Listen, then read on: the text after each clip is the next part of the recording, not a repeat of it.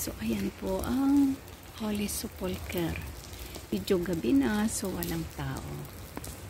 Diba? Ang ganda-ganda. Wow, ang ganda-ganda ng ibon. Nagliliparan. So, wala namang tao.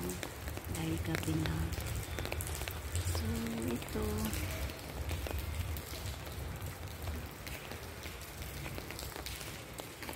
Ito po yung kung saan nandyan ang libingan ni Papa Jesus.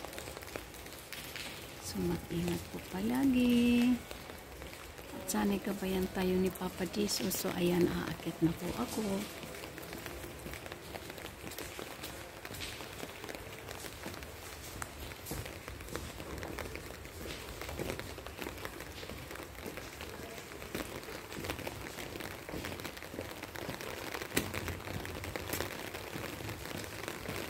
Ulan.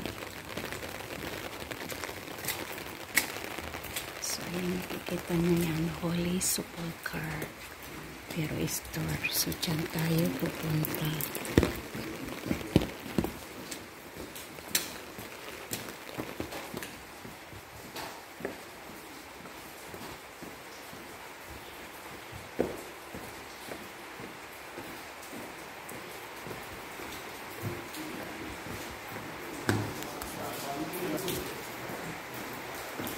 Ayan, nakapayong ako kasi maulan.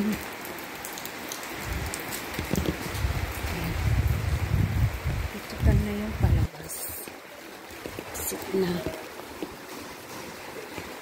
Diba? Tahimik na kasi wala ng tao dahil alas 4 na at medyo madilim. So, meron naman payong sa taas. So, sana'y nagustuhan nyo na naman ang aking inikutan ngayon.